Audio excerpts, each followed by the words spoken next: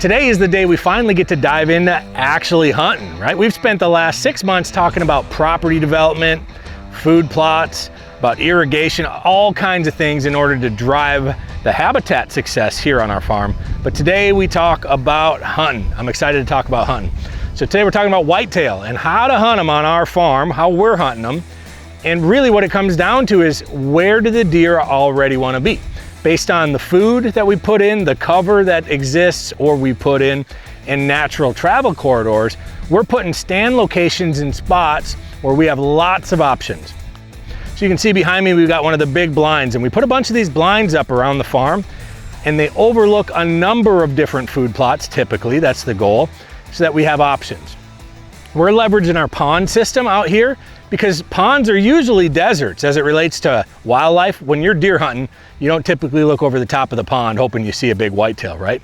But what we're doing here is we're setting our stand locations on the edge of a big pond system with food plots all around it that we can see from the blind. So we got a sweet little rifle shot when the right opportunity presents itself. So then the travel corridors, right? So we've got all these bluffs around the edge of the ponds, and we've got all these ridges throughout the timber. Like, that's where the deer typically travel. And we made some assumptions early on that that's where they were going to travel this year. Well, we have 26 acres of ponds on our farm. And this year, because of the drought, it's down to about 10 acres of ponds.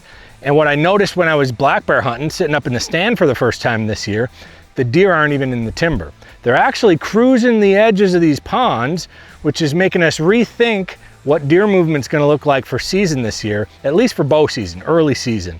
Really, what it comes down to is scouting. Whether you think you know your farm or not, every year when the weather changes, when something changes that's drastically different than the year before, the deer pattern might change as well. And we found that to be true this year out here on F5. So I'm moving ladder stands to the sides of the pond systems. I'm moving away from the deep timber.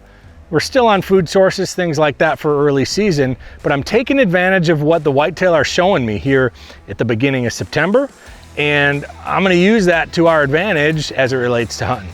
So again, we've got big blinds that overlook a lot of things, leveraging these wide open typical deserts, the ponds, for access. So we have straight shots. We don't have to cut a shooting lane. We got a pond here. No trees in the way, nothing like that. We've got great shots into the food plots. And then we did a ton of scouting and realized that the deer pattern totally changed this year with our low water levels, and they're cruising these pond edges. So I'm getting my ladder stands moved around, getting ready to go, because these transition areas back in the timber, they're just not getting used like years past. So again, a little scouting, a little front end prep, and we're gonna have a great whitetail season out here on F5.